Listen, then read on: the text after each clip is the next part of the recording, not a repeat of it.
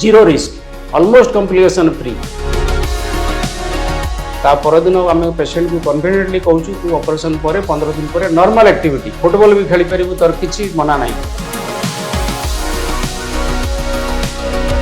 Endoscopic technique रे आम बर्तमान 3500 करी पृथ्वी रे सेकंड हाईएस्ट वर्ल्ड रे सेकंड हाईएस्ट को पहुंच जाइछु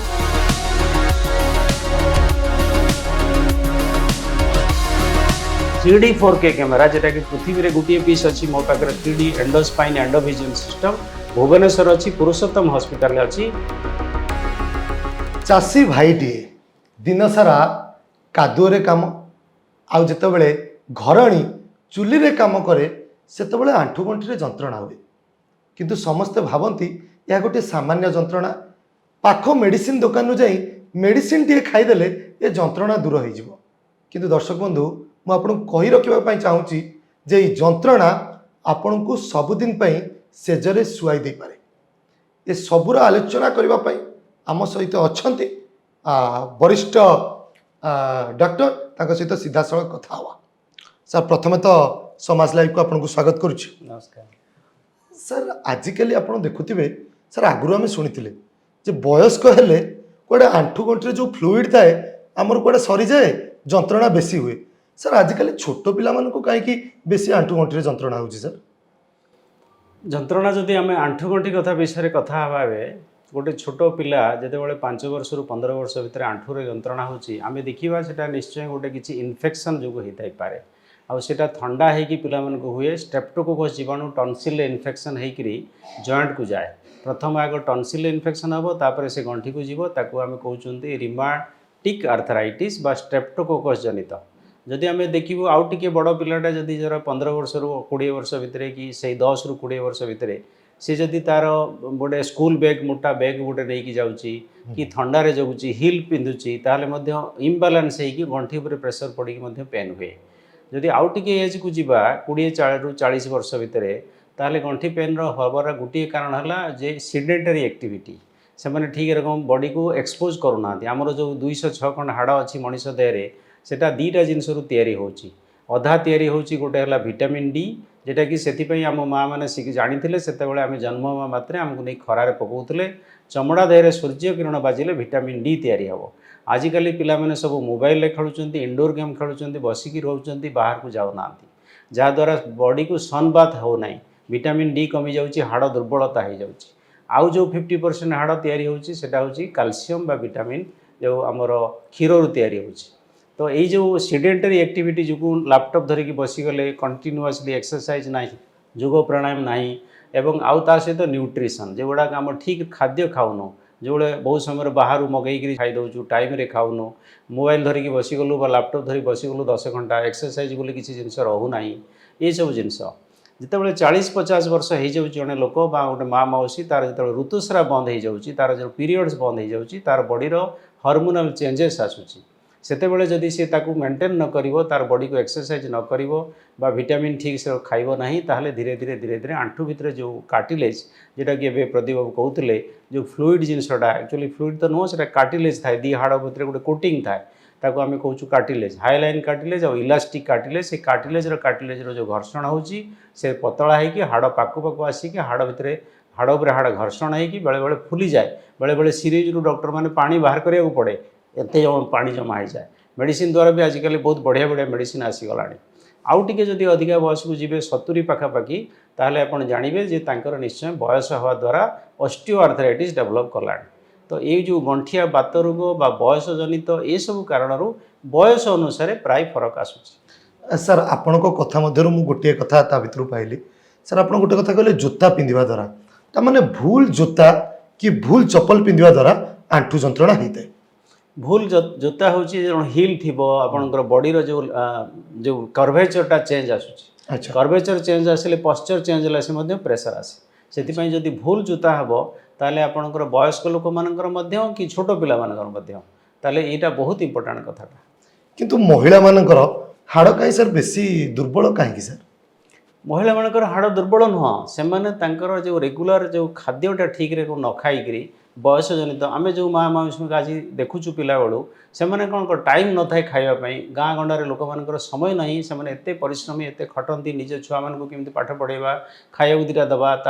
दिन राति खटिया पड़े से टाइम ना आउ टाउन में जो मैंने रोचे से सब ये रेट रास मिसी जाइए किमी दौड़ा मुझे सीओ हेबी सी केमी पैसा रोजगार करी गाड़ी किणी घर किणी या भितर तेणु टाइम न खाଇବା बॉडी को खरा को एक्सपोज न करवा जो लेडी मानकर गोटे गाँ गंडार बहु हो रहा तेणु सनबात ना एवं ठीक टाइम खाया ना एवं बहुत समय मुझे देखे लेडी मानकर क्षीर पीवा से माने कुंठा बहुत करती ठीक टाइम खाती ना क्षीर उपवास बहुत करती बार व्रत बहुत करती जहाद्वारा हाड़र दुर्बलता हुए सेकेंड जिनस जो बयस कथा आम कहूँ 50 वर्ष जो ऋतुस्राव बंद हो जाए हार्मोनाल इम्बालांस हुए से हाड़ दुर्बल हवा आरंभ करे से टिके वीक थाए हाड़ सर आम ओडिया घर आम ओडिया रे एमती कौन खाद्य शैली अच्छी जहाँ आम खाइले आम हाड़ टिके बेसी मजबूत हम हाड़ दुईटा जिनस जोटा आम कहलु जे गोटे है आपंकर 206 खंड हाड़ अच्छी अधा हाड़ या सूर्य किरण जोटा कि विटामिन डी जोटा कि आम सनबात ना मिल आउ अधा हाड़ या खाद्य तेणु 50% तो खाली सूर्य किरण होगा खाद्य ना आउ जो 50% अच्छी से हूँ गोटे है कैल्शियम बेसी है कैल्शियम आउ फस्फरस मैग्नेशियम एगुड़ा छोट छोट जिनस किंतु आम जब रेगुलर टिके क्षीर पीवा क्षीर सरटा काढ़ीदेवे कहीं बहुत समय सरटा कोलेस्ट्रॉल और हार्ट प्रॉब्लम हुए इवन आमर डायबिटीज भी बढ़ई थाए से सर काढ़ी आप छेना हो दही हो मिल्क प्रोडक्ट जहाँ भी हो आपणकर जो पनीर हो छेनापोड़ हो जदि डायबिटीज ना ताले खाइबे तेणु मिल्क प्रोडक्ट खाइबे एक्सरसाइज सबुदिन टिके टिके करेंगे एवं आपण शाग जातीय जिनस हो जो सजना छई ए टाइप जिनस हो पालक हो एथर बहुत हेवी कैल्शियम अच्छी प्रचुर कैल्शियम अच्छी तेणु आम जदि आमर जमी ओडिया खाद्य टिके खाऊ जे शाग टिके पखाड़ टिके खाऊचु एवं डेली टिके खरारे बसिकी जोग आम जो पिला बेला जो खरारे बसी पढ़ुलू 7 रू 9टा जाए पिठू खरा बाजुला कंटिन्यूअसली तेणु यही जो जिनस गुड़ा द्वारा हाड़ स्ट्रंग हो सर आप किसी समय पूर्व कहते जमी आजिका समय कौन हो बेसी आम कंप्यूटर मोबाइल ता प्रति टिके हाबिचुएटेड हो जाइए तारी आगे बसिले से आमर जंत्रणा है सर एबे काली वर्क फ्रॉम होम हो गला समस्ते सर कंप्यूटर आगे बसी दिन राति काम कर आईटी फील्ड हूँ कि किए ग्राफिक्स डिजाइनर हो दिन राति काम कर सर से जो आंठू आ पिठी रे जंत्रणा हुए तार कौन कौन प्रभाव पड़ुची जोटा को नजरअंदाज करहबनी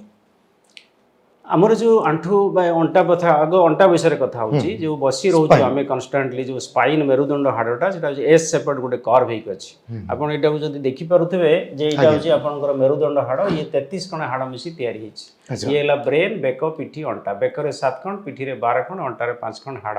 ये cervical vertebra thoracic vertebra lumbar vertebra हाड़र मझिरे मझिरे सब वासर अच्छी और एस भायाटा सजा होकर अच्छी एवं से हाड़र मझिरे मझिरे जो वासर अच्छी ताको आम कहूँ डिस्क DISC डिस्क कहूँ प्रत्येक दी हाड़ मझिरे अच्छी डिस्क डिस्कटा दीटा लेयर अच्छी बाहरटा गोटे फाइबर और भितरटा गोटे जेली ताको कहते एनुलस फाइब्रोसस न्यूक्लियस पल्पसस पछर अच्छी स्पाइनल कॉर्ड बा सुषुम्ना कांड जेटा ब्रेन बाहर की गोटे लंबा दौड़टा भाया एमती जाऊँगी तादर बाहर नर्व से नर्व गुड़ाक सब 31टा एपटे 31टा एपटे अच्छी एवं से जो 31टारू 8टा बेकरू बाहर हाथ को जाइए और अंटारू 5टा बाहर गोड़ को जाइए या कहते ब्राकियल नर्व या कहते सियाटिक नर्व तेणु अंटारू जो 5टा गोड़ को जाइए जदि अंटारू पेनटा गोड़ को गला आम कहूँ सियाटिका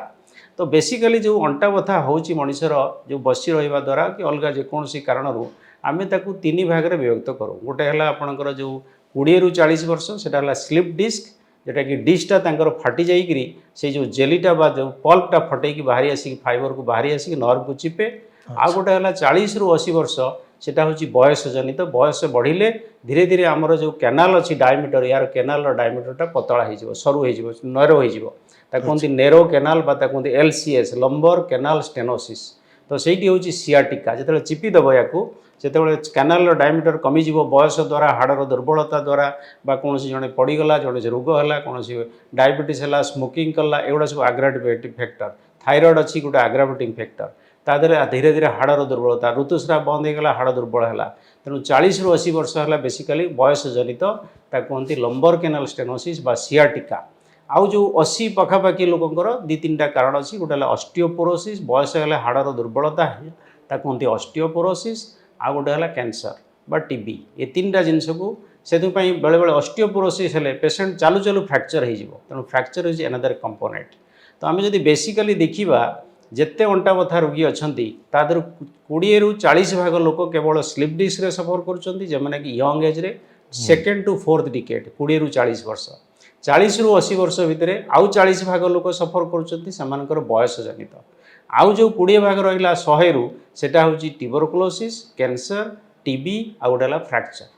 तो ये जो दीटा जिनस आम कथा हो बेसिकली जे गोटे हूँ स्लीप डिस्क आ गोटे सियाटिका स्लीप डिस्कटा 40 भाग लोक सफर कर सियाटिका आउ 40 भाग लोक सफर कर स्लीप डिस्कटा हूँ ये जो डिस्कटा फटेगी बाहरी आसिक प्रेसर दौर आम कन्स्टांटली बसी रोचु हाड़ को नर्चर होनी न्यूट्रिशन मिलूनी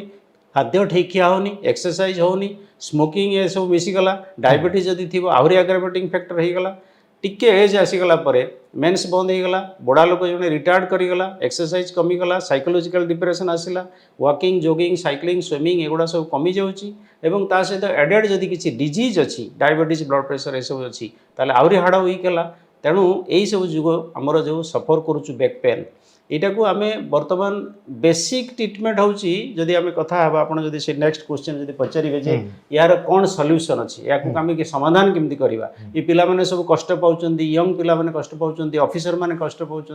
लैपटॉप धरिक बसी जाऊँच 10 घंटा 12 घंटा तो तार सॉल्यूशन इज वेरी सिंपल गोटे है जदि प्रथम इनिशियल फेज रे 99% लोकंकर कंजर्वेटिव ट्रिटमेंट भल हो अच्छा टिके एक्सरसाइज टिके क्षीर पीबे एक्सरसाइज करेंगे सनबाथ नेबे योगा करेंगे 30 मिनिट्स रे 30 सेकंड टिके ब्रेक नेबे 30 मिनिट्स रे 30 सेकंड ब्रेक किसी बड़ कथा न साधारण कथा टिके उठिबे टिके सळके देबे आमे जंदी आ करके टिके सळके दउची टिके एक्सरसाइज कर दउची 1 मिनिट पुणी आपण काम करंतु किंतु एट स्टेज 4-5 घंटा न बसिकी प्रत्येक 30 मिनिट्स रे 30 सेकंड ब्रेक नियंतु एवं टिके खरा को जानतु क्षीर पियंतु माछ खांतु ठीक टाइम रे खांतु एक्सरसाइज टिके आधा घंटे कर दियंतु ताहले 99% सॉल्यूशन होगला तापर भी जदि आप परसिस्ट कला पेन ताहले यू कंसल्ट योर डॉक्टर सेथुरु आपनको एमआरआई एक्सरे कले जना पड़ी जीवो जे काहे कि एटा होउची जदि सेटा स्लीप डिस्क थिबो 20 ରୁ 40 भितर प्राय सब स्लीप डिस्क थाए ताहले आजिकली आम करूँ तार सर्जरी कौन सर्जरी जितेबाला आप देखले ना आउ कौन काम होनी पेन बढ़ी बढ़ी जाऊँगी गोड़ को मारुची चली होनी झिमझिम करुच्ची कालुआ लगुच बधिरा लगुच जड़ापड़ा होची शोई पारु नाही एवं बेले बेले परिस्रार कंट्रोल पड़ाऊँगी बेले बेले झाड़ा द्वारा परिस्रा जापर नहीं गोड़ थरुची चलबार स्ट्रेंथ कमीगलानी उठिकी बसवा कष्ट हो जाऊँगी से जानले स्लीप डिस्क अच्छी एमआरआई एक्सरे करा पड़ो डॉक्टर को कनसल्ट करा पड़ो से जना पड़गला स्लीप डिस्क आजिकल आम करूँ एंडोस्कोपिक सर्जरी 3 प्रकार सर्जरी अच्छी गोटे है ओपन सर्जरी जेटा आम काटिकी करूँ अच्छा यहाँ को काढ़ा है मोर उद्देश्य आपड़ काटिकी काढ़तु कि अधा काटिकी माइक्रोस्कोप रे काढ़तु कि एंडोस्कोप रे काढ़तु बट यहाँ काढ़ीदे यहाँ बंचीज एंडोस्कोपिक सर्जरी है जेटा कि आप दी हाड़ मझे गोटे पेन भाया थी तादरे 4टा कणा थी गोटे सक्शन थी एवं सेटा ता भितर गोटे टेलीस्कोपिक जीवो एवं सेटा जाइकी याकू देखा बड़ बड़ देखा गोटे यहाँ गोटे फुटबॉल भाया यहाँ गोटे काठगंडिया भाया टीवी मॉनिटर आप देखुवे ऑपरेशन करुवे यही टेक्नोलोजीटा मुझे शिखली फ्रांस रू जेटा कि प्रोफेसर जॉन डेस्टेंडू जी कि एंडोस्कोपिक टेक्निक पायनियर पाखे जाकि 2007 रे शिखिकी इंडिया रे आसिली ओडिशा रे आसिकी स्टार्ट कली एवं यही जो टेक्नोलोजी रे ऑपरेशन प्रथम करुली 2D कैमेरा तापर 3D camera 3D 4K camera भी आसीगला प्रथम तो आम सिंगल चेप रे करूँ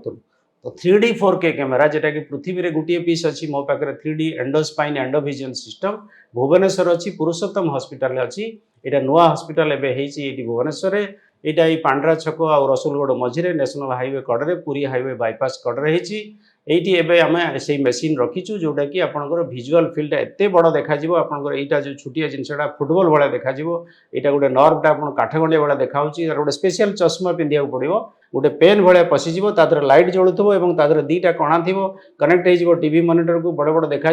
तादर टिके नाक गोटे जाकि नर्वटा को अलग रखिब ताले कौन हम 2टा जिनस गोटे है आमर जो मेरुदंड हाड़ ऑपरेशन बेले आम 2टा को डरुचु गोटे है पारालिसिस गोटे है अकामी हो आज्ञा ऑपरेशन होगला आउ दौड़ी पारिबनी खेली पारिबनी नई पारिबनी भारी जिन टेकी पारिबनी आउ गोटे है पारालिसिस हो मेरुदंड ऑपरेशन करना जहाँ भी हो ऑपरेशन करना तो यही जो 2टा जिनस गोटे गाँ गंडार कुकिया भय चली मुह को मुह कथबार्ता होचु या 2टा जाक आम ओवरकम करके एंडोस्कोपिक सर्जरी द्वारा करूँ जेटा कि ओपन सर्जरी 5% रिस्क थिला एंडोस्कोप माइक्रो सर्जरी 1% रिस्क थिला एबे no risk 0 risk almost complication free ता परदिन आम पेशेंट को कॉन्फिडेंटली कहूँ तू ऑपरेशन पर 15 दिन पर नॉर्मल एक्टिविटी फुटबॉल भी खेली पारिबु तोर किछि मना नाही आगु नईबा दौड़ा खेलवा जो मना करा जाए ऑपरेशन पर से सब किसी ना पारालिसिस भय ना तेणु ऑपरेशन पर्यंत आपंकर जो डर एटा छाड़ी दिंतु एटा आप एंडोस्कोपिक सर्जरी कराऊँच एवं जो 40 रे 80 पर्यंत जोटा सियाटिका सेटा भी सेम सिस्टम किंतु से कौन हुए ना दीटा गुड़ एफेक्टेड हम एवं दीटा गुड़ एफेक्टेड हेले आप चलवा दूरता कमिज 4 जन सांग मिसिक पारालिसिस जाऊे मर्निंग वाक जड़े कहला भाई टी तू जाऊता मुझे बसी पड़ुची आ चली पारुनी मत काटी पकाउची मत कहीं बांधि पकाउची मो गोड़ बांधि पकेला 5 मिनट बसला सी पुणी आउ थे चलवा आरंभ कर तेणु सी कह तुम टे जाऊता मुझे जाऊँगी बसी पड़ो से ताने सियाटिका है से प्रोब्लेम स्टार्ट है आप जाणीगले या सियाटिका है तेणु से आप डाक्टर को देखा करदे देरी न करी गोटे लोक आप कथा होते माँ मौसी जो गाँव में बसिक रोसे करुच्ची कि कौन जन बिल कम करुच्ची छोटिया जिनसटा से करें बेस समय बसी पारुनी बेस समय नई पारुनी बेस बाट चली पारुनी से आपड़ी कनसल्ट करदे डॉक्टर को ताले 100% रिकवरी करेंगे एवं जदि प्रिकसन ने कंजरवेटिव ट्रिटमेंट कले भल होगा तो ठीक अच्छे ना जब फेलियर भी है आजिकल बढ़िया बढ़िया टेक्नोलोजी आसीगला भुवनेश्वर एवेलेबल अच्छी पुरुषोत्तम हॉस्पिटल अच्छी एंडोस्कोपिक टेक्निक आम बर्तमान 3500 करी पृथ्वी रे सेकेंड हाईएस्ट वर्ल्ड रे सेकेंड हाईएस्ट पहुँची जाइछु बर्तमान वर्ल्ड एंडोस्कोपिक स्पाइन सोसाइटी रे मो प्रेसिडेंट अच्छी एवं आमर इंडियन वर्सन रे जो minimal invasive spine surgeon association of Bharat Tadar Madhya vice president अच्छी एवं एबे जून रे सेटा प्रेसिडेंट हेबी एवं यही सब जिनस करी आज पिला मानकु शिखेकी एठी भी आमर पुरुषोत्तम हॉस्पिटल आम गोटे एओ स्पाइन सर्जरी करी नुआ टेक्नोलोजी की केमती पिला मानकु शिखेइबा नुआ ऑर्थोपेडिक सर्जन न्यूरो सर्जन को आम 80 जन को लेकिन शिखे सारूनी एवं से प्रोसीडियर आम चलैछु पिला ट्रेनिंग दउछु। सर आउ गोटे कथा सर जिते लैपटॉप आम चलाऊँ आप तो बहुत कथा कहले लैपटॉप रे को पोस्चर रे बसवा दरकार कारण जनरली किए सर एमती बसला किए एमती बसला सर को पोस्चर टा सर ठीक को पोस्चर रे जने बसियो पोस्चर विषय में जो एनाटॉमी एबे कथा हेलो जो एस शेपेड कर्वेचर हमर जोड़ा अछि बेकटा आगो को अछि पेटटा आगो को अछि पिठीटा पछु अछि तण आमे कोन करूछु ना पिला मन को कहूछु जे भाई तू पछरे गोटे तकियाटे हो गले बैक सपोर्ट देकी स्ट्रेट बस आ तळे बसिकिरी तकिया देकिरी हम जो दीटा तीनटा तकिया देकी एमती लैपटॉप देखुछु बा से सब जिन सब एमती हे जाउछि तो नेचर अनुसार मनुष्य को एकदम स्ट्रेट बनाइछि सृष्टि अनुसार मनुष्य को स्ट्रेट बनाइछि अधिकांश समय आम सब तकिया दौचु मुंड तले ताकू आम कहूँ जे you are going against the nature against the सृष्टि सृष्टि जो मनुष्य को बनई स्ट्रेट बनई तो आप तकिया देले मुंड एमती हो जाउछि तेणु तकिया देवेनि मुंड तले अंटारे तकिया देले बा शोला बेलू आंठू तले गोटे तकिया दे शोबे स्ट्रेट बसिया चेष्टा करेंगे चेयर टेबल बसिक पाठ पढ़े जितेबाला भी आप नईबे बहुत समय चेष्टा करूँ एभोड करूँ गोटे जिनस पेनटा पड़गला भी बसिक उठातु नईकी उठातुनि तेणु यही जिनस गुड़ा जब आप एभोड करेंगे आउ टे एक्सरसाइज तो एगुड़ा सब आम कथा सारू सर आंठू जंत्रणा मो आंठू सर बिंधा हो फार्मासीस्ट पाक पलाऊँगी ना पाख डाक्तरखाना को पलाऊँगी सर मुझे जानवी जे मोर नीटा रिप्लेसमेंट हम नी रिप्लेसमेंट गोटे इंडिकेशन अच्छी 5टा इंडिकेशन है एब्सोल्यूट इंडिकेशन जदि आप गोटे पेशेंट आपण पाखु आसूची एवं से जदि कहूँ जे सर मु राति शोई पारुनी तामाने rest pain that is the number 1 indication जड़े जदि राति शोई पारुनी कष्ट करुच्ची कष्ट पाऊँची ताहले तार निदर डिस्टर्बेंस होची ब्लड प्रेशर बढ़ी जीवो ता मुंड बुलेइबो से पड़ी जीवो रक्तपाती हबो नले खाइबा को भोक लागोनी पेट फाँपिबो ए सब जिनस अराइज करिवो जड़े जड़े वयस्क लोक रातिर जदि शोई पारिबोनी कोटे पिला लोक भी होइतिले भी तेणु जदि रेस्ट पेन है आप जाणीगले जे आंठू से कड़े शोला बेलू कि गोड़ चेंज कला बेलू पोजिशन तो कटकिना गोटे बाजी जाऊँगी हाड़ उपर हाड़ घर्षण हो जाऊँगी मझे वासर ना से पेन हवा द्वारा तार निद भांगी जाऊँगी शांति शोई पारुनी सेकेंड है जदि गोटे लोक आसूची आपन को कहूँ जे सर मत पेन किलर गोटे दीटा खाया पड़ूँ ना मुझे चली पारूनी एटलिस्ट सप्ताह को गोटे तो बटिका कि 2टा बटिका खाऊँ तो पेन किलर साइड इफेक्ट बहुत खराब किडनी खराब हो लिवर खराब हो एसिडिटी कराइब आप भूक मारदेव पेटर घा हम आप वीक करदेव आप बॉडी स्ट्रेंथ कमिज मसल वीक कर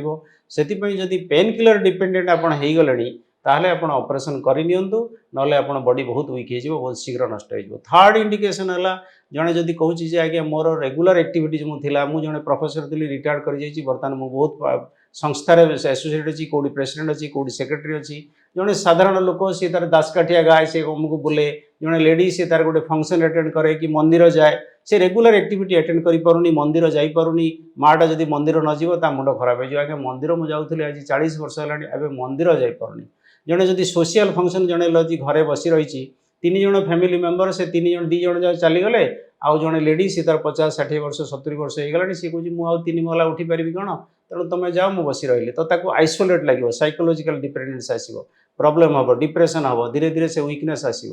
ତେଣୁ ସେ ଜାଗାରେ ଆପଣ ଅପରେସନ୍ କରିନିଅନ୍ତୁ।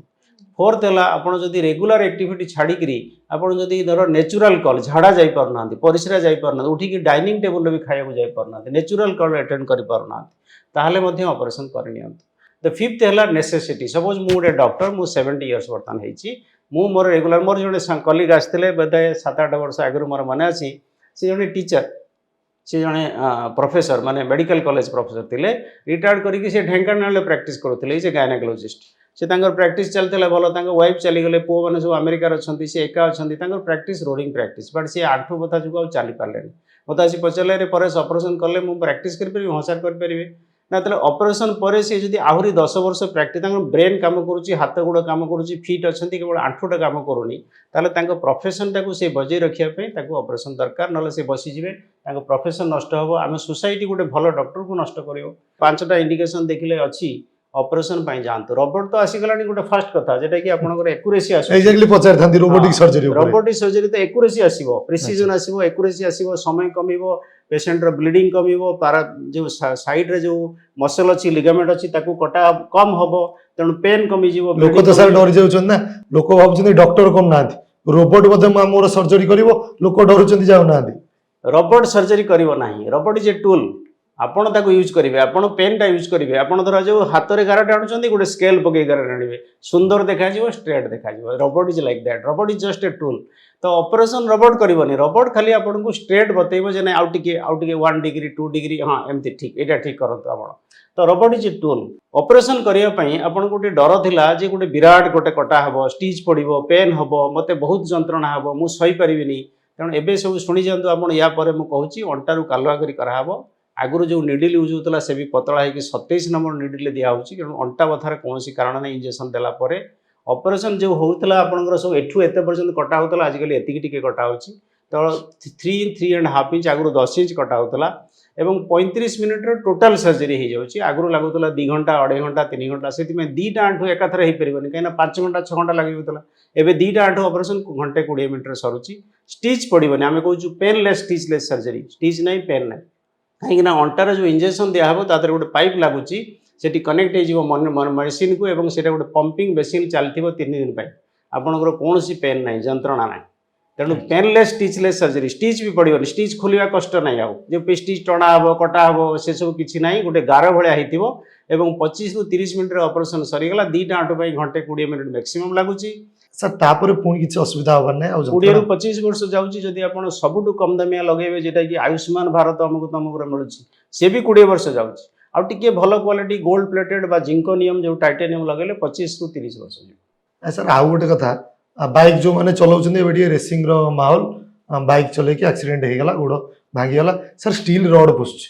ଷ୍ଟିଲ୍ ରଡ୍ ପଶିଲା ପରେ ଆଗ ମୁଣ୍ଡରେ ଫାଷ୍ଟ ଡାଉଟ୍ ୟଙ୍ଗ ମାସର ଆସୁଛି, ସାର୍ ଆପରେ ମୁଁ ଯେମିତି ଚଲାଉଥିଲି ଗାଡ଼ି ଆଉ ସେମିତି ଚଲେଇ ପାରିବି ତ, ମୁଁ ଚାଲିପାରିବି ତ? ସାର୍ ଜଣେ ଚାଲିପାରିବ, ଚଲେଇ ପାରିବ? ଯେଉଁ ନି ରିପ୍ଲେସମେଣ୍ଟ କଥା ହେଉଛି, ବା ଲିଗାମେଣ୍ଟ ଯେଉଁଗୁଡ଼ାକ ଆପଣଙ୍କର ଇଞ୍ଜୁରି ହେଉଛି, ଯେଉଁଗୁଡ଼ାକ ଆପଣଙ୍କର ସ୍ପୋର୍ଟସରେ ଇଞ୍ଜୁରି ହେଉଛି କି ଫ୍ରାକ୍ଚର ହେଉଛି,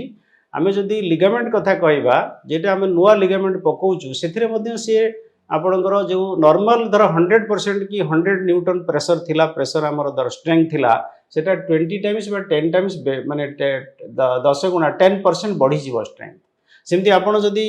ନୂଆ ହାଡ଼ଟା ତିଆରି ହେଉଛି, ତାର ଗୋଟେ ଫେଜ୍ ଅଛି, 5ଟା ହାଡ଼ରେ ତିଆରି ହେଉଛି। ଫାଷ୍ଟ ଆପଣ ଭାଙ୍ଗିଗଲା ମାତ୍ରେ ଗୋଟେ ବ୍ଲଡ୍ କ୍ଲଟ୍ ହେଲା, ଫାଷ୍ଟ ଫେଜ୍। ସେକେଣ୍ଡ ହେଲା ତା ଦେହରେ ଟିକେ ପରଳ ତିଆରି ହେଲା, ସେଟା କହୁଛନ୍ତି ସଫ୍ଟ କେଲସ୍ ବା ନରମ ହାଡ଼ ତିଆରି ହେଲା। ତାପରେ 3 ମାସରୁ 4 ମାସରେ ସେଟା ହାର୍ଡ ହେଇଗଲା, 6 ମାସ ଭିତରେ ତାକୁ କୁହନ୍ତି ହାର୍ଡ କେଲସ୍। ତାପରେ ରିକାନାଲାଇଜେସନ୍ ହେଲା, ହାଡ଼ଟା একদম ଶସ, ତା ଭିତରେ ଗୋଟେ ଫମ୍ପା ଥାଏ, ବୋନ୍ ମେର। ଆମେ ଯେତେବେଳେ ଛେଳି ଗୋଡ଼ ଖାଉ, ତା ଦେହରେ ଗୋଟେ ଶସ ନଥାଏ କି, ଖାଇଲା ବେଳେ ଶୁଷିକି ଖାଉ, ତ ସେଟା ହେଉଛି, ତାକୁ କହୁଛନ୍ତି ବୋନ୍ ମେର। ବୋନ୍ ମେର ବି ବର୍ଷେ ଭିତରେ ତିଆରି ହେଇଯିବ। ତାପରେ ରିମଡେଲିଂ ଷ୍ଟେଜ୍ ହେବ, ଧର ବଙ୍କା ଢେଙ୍କା ହେଇଯାଇଥିବ, ଛୋଟ ପିଲାଟା 10 ବର୍ଷର ହାଡ଼, ହାତ ଭାଙ୍ଗିଗଲା, ତାର ବଙ୍କା ହେଇକି ଯୋଡ଼ିଗଲା, ଆପଣ 6 ମାସ ବର୍ଷେ ଦେଖିବେ, ସେ ଯେତେବେଳେ ହାଡ଼ ଲମ୍ବା ହେଇଯିବ, ହାତ ଲମ୍ବା ହେବ ଛୁଆର, ସେ ଆପେ ଷ୍ଟ୍ରେଟ୍ ହେଇଯିବ, ତାକୁ କୁହନ୍ତି ରିମଡେଲିଂ ଷ୍ଟେଜ୍। ତ 5ଟା ଷ୍ଟେଜ୍ରେ ତିଆରି ହେବ। ଆପଣ ଯେଉଁ ହାଡ଼ ଥରେ ତିଆରି ହେଇଗଲା, ସେଟା ୱିକ୍ ହେବାର କୌଣସି କାମ, ବହୁତ ଲୋକ ମୁଁ ଶୁଣିଛି, ଆଜ୍ଞା ତାର ତ ପିଲାବେଳେ ହାଡ଼ ଭାଙ୍ଗିଥିଲା ନା, ସେଟା ଟିକେ ୱିକ୍ ରହିଛି, ତାର କେବେ ୱିକ୍ ହୁଏନି, ମିଛ କଥା। ହାଡ଼ ତିଆରି ହେବ ମାନେ 100% ତିଆରି ହେବ, ଯେମିତି ଥିଲା ସେମିତି ତିଆରି ହେଇଯିବ, ନେଚର ତାକୁ କେବେ ୱିକ୍ କରିବ। ଛୁଆବେଳେ ଯଦି ମୋର ହାତ ଭାଙ୍ଗିଛି, ତାପରେ ଜଏଣ୍ଟ ହେଇଛି, ତାମାନେ 100%। କିନ୍ତୁ ଯଦି ଭାଙ୍ଗିଥିଲା ସହିତ ଲିଗାମେଣ୍ଟ ଇଞ୍ଜୁରି ଥିବ ଏବଂ ଲିଗାମେଣ୍ଟକୁ ଆପଣ ଏକ୍ସରେରେ ଦେଖିପାରିବେନି, ସେଟା ଲୁଚିକି ରହିଯାଇଥିବ, ଆପଣ ଜାଣିପାରୁନଥିବେ, ତାହେଲେ ଆପଣଙ୍କର ୱିକ୍ ଥିବ, କାହିଁକିନା ଲିଗାମେଣ୍ଟ ଆପଣ ଛାଡ଼ି ଦେଇଛନ୍ତି, ତାକୁ ଟ୍ରିଟମେଣ୍ଟ କରିନାହାନ୍ତି। ସାର୍ ଗୋଟେ କନଫ୍ଲିକ୍ଟ ରହିଛି ସମସ୍ତଙ୍କ ମନରେ, ଭେଜ୍ ନନଭେଜ୍। ସାର୍ ନନଭେଜ୍ ଏବେ ଧୀରେ ଧୀରେ ଲୋକମାନେ ଛାଡ଼ିବା ଆରମ୍ଭ କଲେଣି, କିନ୍ତୁ ଯେତେବେଳେ ହାଡ଼ ଭାଙ୍ଗି ଯାଉଛି ଡକ୍ଟରମାନେ କହୁଛନ୍ତି ଯାଇ ଛେଳି ଗୋଡ଼ ସିଝେଇକି, ଯେଉଁମାନେ ନନଭେଜ୍ ଖାଉନାହାନ୍ତି ସାର୍ ସେମାନେ କ'ଣ କରିବେ ସାର୍? ଭେଜ୍ରେ କ'ଣ ଖାଇବେ ଯେ ଜଲ୍ଦି ତାଙ୍କର ଜଏଣ୍ଟ ହେଇଯିବ? ଦୁଇଟା କ୍ୱେଶ୍ଚିନ୍ଟା ଦୁଇଟା ଡିଭାଇଡ୍ କରିଦେବା ଆମେ। ହୁଁ। ଗୋଟେ ହେଲା ଛେଳି ଗୋଡ଼ ଖାଇଲେ ଆମର ହାଡ଼ ତିଆରି ହେବା ପାଇଁ ସାହାଯ୍ୟ କରିବ କି ନାହିଁ। ହଁ। ଦ୍ୱିତୀୟ ଜିନିଷଟା ହେଲା ଭେଜ୍ ନନଭେଜ୍ କାହିଁକି ଆମେ କଥା ହେଉଛୁ। ହଁ। ତ ଛେଳି ଗୋଡ଼ଟା ହେଉଛି ଯେଉଁ ଜିନିଷ ଆମେ ଯେଉଁ କଥାବାର୍ତ୍ତା ହେଉଥିଲୁ, ଗୋଟେ ହାଡ଼ଟା ମଣିଷରୁ ଦୁଇଟା ଜିନିଷରୁ ତିଆରି ହେଉଛି, ଖରା ଆଉ କ୍ଷୀର। ଆଜ୍ଞା। ଖରାରୁ ମିଳୁଛି, ସୂର୍ଯ୍ୟ କିରଣରୁ ମିଳୁଛି ଭିଟାମିନ୍ ଡି, ଆଉ କ୍ଷୀରରୁ ମିଳୁଛି କ୍ୟାଲସିୟମ୍। ଏ ଦୁଇଟା ଜିନିଷ ମିଶିଗଲେ ହାଡ଼ ତିଆରି ହେଉଛି। ଆମେ 9th କ୍ଲାସରେ ବହିର ମୋ ବହିରେ ମୁଁ ପଢ଼ୁଥିଲି। ହୁଁ। କିନ୍ତୁ ସେଇ ଛେଳି ଗୋଡ଼ଟା କେଉଁଠୁ ଆସିଲା? ହୁଁ। ଛେଳି ଗୋଡ଼ କୌଣସି ସାଇନ୍ସ ନୁହଁ, ମିଛ କଥା। ଛେଳି ଗୋଡ଼ ଖାଇଲେ ଆପଣଙ୍କୁ ୟୁରିକ୍ ଏସିଡ୍ ବଢ଼ିବ ଏବଂ ଜଏଣ୍ଟ ପେନ୍ କରେଇବ, ଉଲ୍ଟା କରେଇବ ଆହୁରି। ତେଣୁ ହାଡ଼ ଯୋଡ଼ିବାରେ ମୋଟେ ସାହାଯ୍ୟ କରିବ ନାହିଁ, ମିଛ କଥା। ତେଣୁ ଏଇଟା ଏକଦମ କରନ୍ତୁ ନାହିଁ। ଛେଳି ଗୋଡ଼ ଖାଆନ୍ତୁ ନାହିଁ, ଖରା କ୍ଷୀର ଖାଆନ୍ତୁ। ଖରାରେ ବସିକି ମାଛ ଖାଆନ୍ତୁ, କ୍ଷୀର ପିଅନ୍ତୁ। କ୍ଷୀରର ସରଟା ଖାଇବାନି, କୋଲେଷ୍ଟ୍ରଲ୍। ଏଇଟା ହେଲା କ୍ଲିୟର କଥା। ସେକେଣ୍ଡ କଥା ହେଲା ଆଇଁଷ କାହିଁକି ଆମେ ଖାଉଛୁ। ଯଦି ଆମେ ହ୍ୟୁମାନ୍ ବ୍ରେନ୍ ବିଷୟରେ ଷ୍ଟଡି କରାଯାଉଛି, ମଣିଷ ବ୍ରେନ୍, ଭଗବାନ ଯେତେବେଳେ ମଣିଷକୁ ତିଆରି କଲା ସବୁଠୁ ବେଷ୍ଟ ବ୍ରେନ୍ ଦେଲା ଗୋଟେ ମଣିଷକୁ। କାହିଁକିନା ଯେବେ ଜୀବଜନ୍ତୁ, ବାଘ, ଭାଲୁ, ଛେଳି, ମେଣ୍ଢା, କୁକୁର ଅଛନ୍ତି, ସମସ୍ତଙ୍କଠୁ ବେଷ୍ଟ ବ୍ରେନ୍ ଦେଇଛି ମଣିଷକୁ। ଏବଂ ମଣିଷର ବ୍ରେନ୍ ଖାଉଛି ଭିଟାମିନ୍ B12। ଭିଟାମିନ୍ B12 କୌଣସି ଭେଜିଟେବଲ ନାହିଁ, ନନଭେଜ୍ରେ ହିଁ ଅଛି, ଆଉ ପ୍ରଚୁର ଅଛି ମାଛରେ। ତେଣୁ ଆପଣ ଯଦି ମାଛ ଖାଉଛନ୍ତି, ଦ ବେଷ୍ଟ ଥିଙ୍ଗ। ସାର୍ କିଛି ଲୋକ ଆଣ୍ଠୁ ବିନ୍ଧାଟାକୁ ୟୁରିକ୍ ଏସିଡ୍ ବୋଲି ଭାବନ୍ତି, ସାର୍ ଏଇଟା କେତେ ଦୂର ସତ? ଆଣ୍ଠୁ ବିନ୍ଧାଟା ଯେଟା ମୁଁ ଆପଣଙ୍କୁ କହିଲି, ପିଲାବେଳେ ଗୋଟେ ହେଲା ଆପଣଙ୍କ ରିମାଟିକ୍ ଆର୍ଥ୍ରାଇଟିସ୍, ଯେଟା ଟନସିଲ୍ ଇନଫେକ୍ସନ୍ ହେଇକି 5ରୁ 15 ବର୍ଷ ଭିତରେ ଜଏଣ୍ଟକୁ ଯିବ, ସେଟାକୁ କୁହନ୍ତି ରିମାଟିକ୍ ଆର୍ଥ୍ରାଇଟିସ୍। ଯଦି ଗୋଟେ ଛୁଆକୁ କ୍ରନିକ୍ କୋଲ୍ଡ ହେଇଛି, ତାକୁ ଟ୍ରିଟମେଣ୍ଟ କରନ୍ତୁ, ନହେଲେ ସେକେଣ୍ଡ ଫେଜ୍ରେ ଏଟଲିଷ୍ଟ ଜଏଣ୍ଟ ପେନ୍ ବେଳେ ଟ୍ରିଟମେଣ୍ଟ କରନ୍ତୁ, ନହେଲେ ଥାର୍ଡ ଫେଜ୍କୁ ଯଦି ଚାଲିଯିବ ହାର୍ଟକୁ ପଳେଇବ।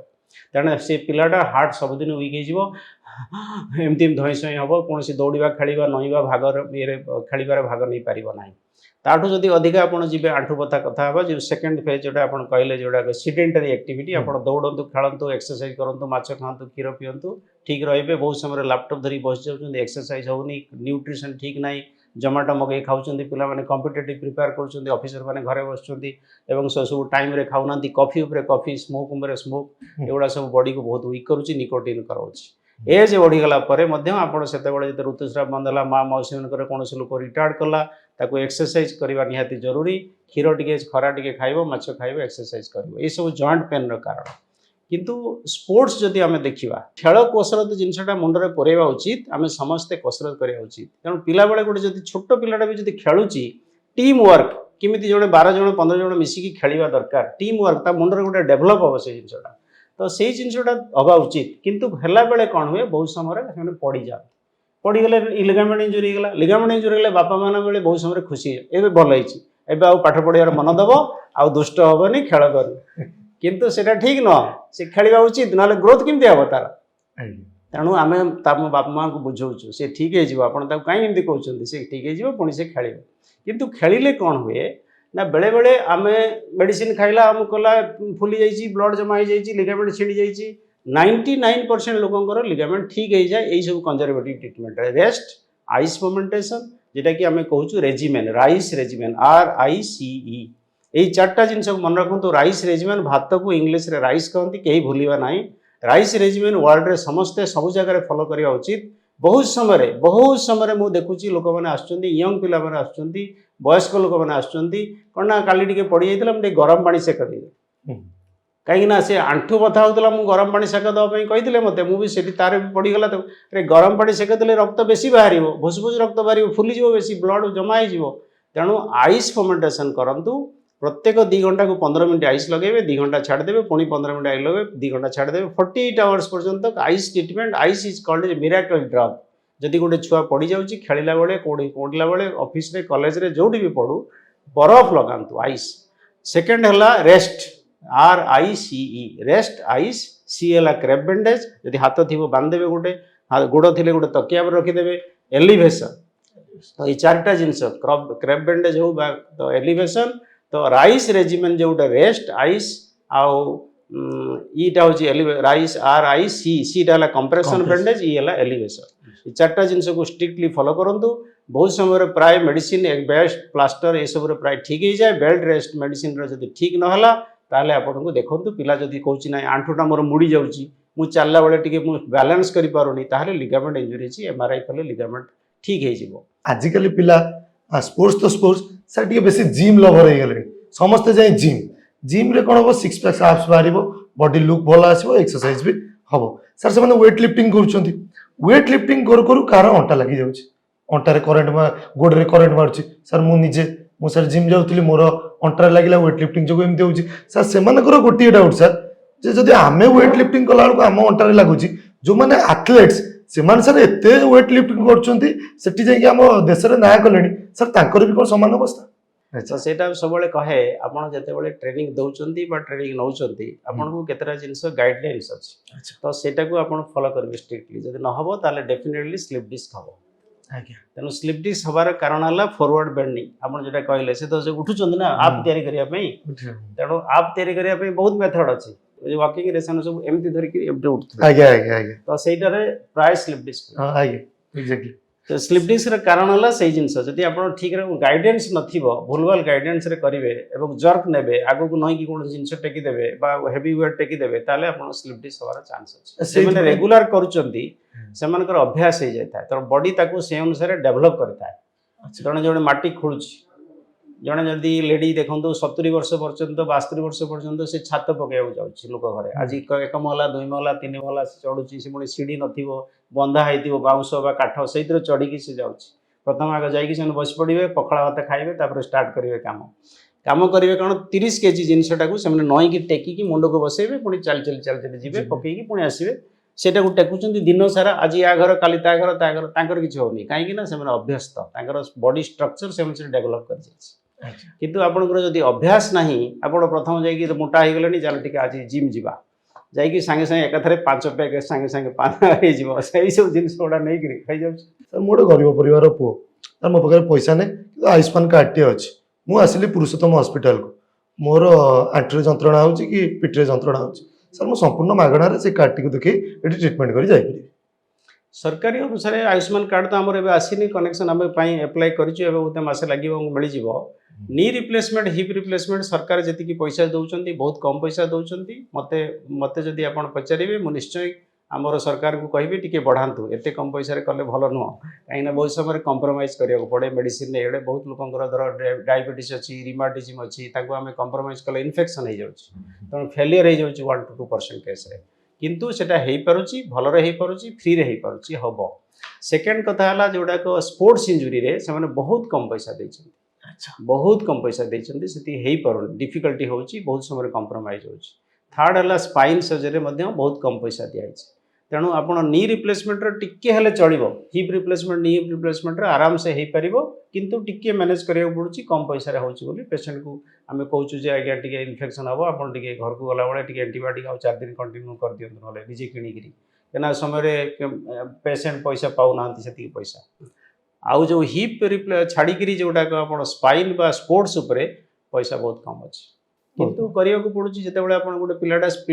ମୁଁ ଯେଟା କହିଲି ଅଙ୍କିତା ବୋଲି ଗୋଟେ ଝିଅଟା ଆସିଲା, କି ଆପଣ ଯେକୌଣସି ଗରିବ ପିଲାଟା ଆସିଲା, ସେ ଅଙ୍କିତାର ବାପାର ପଇସା ଆସି ସେ ଖର୍ଚ୍ଚ କରିପାରିଲା, କିନ୍ତୁ ଯେତେବେଳେ ଆମର ଏବେ ତ ଟାଇପ୍ ହେଇଯିବ, ତାପରେ ଯେତେବେଳେ ଗୋଟେ ପୁଅର ପିଲାଟା ଆସିବ, ସେ ଖେଳୁଛି, ଆପଣ କହିବେ ଆଜ୍ଞା ମୁଁ ଷ୍ଟେଟ୍ ଲେଭେଲରେ ଖେଳୁଛି, ଆପଣ ତ ଛାତି ମୁଣ୍ଡ କଣ୍ଡମଟ ହେଇଯିବ, ଆରେ ଛୁଆଟା ଷ୍ଟେଟ୍ ଲେଭେଲରେ ଖେଳୁଛି, ମୋ ପାଖକୁ ଆସିଛି, ମୁଁ ତାକୁ ଭଲ କରିଦେଲେ ସେ ଆଉଥରେ ଖେଳିବ, ମୁଁ ଜାଣିଛି ସେ ଟେକ୍ନିକ୍ଟା, ଭଗବାନ ମୋତେ ସେ ଟେକ୍ନିକ୍ଟା ଦେଇଛି, ସେ ଜ୍ଞାନଟା ମୋତେ ଦେଇଛି, ତ ମୁଁ କହିବି ନାଇଁ ଆଜ୍ଞା ସରକାର ପଇସା ଦେଉନି, ଆଉ ତୁ ପଳେଇ ଯା, କରିବିନି, ଯେମିତି ହେଲେ କରିବି ନା, कंपनी को रिक्वेस्ट करी जहाँ भी हो कमी गोटे एडजस्ट करी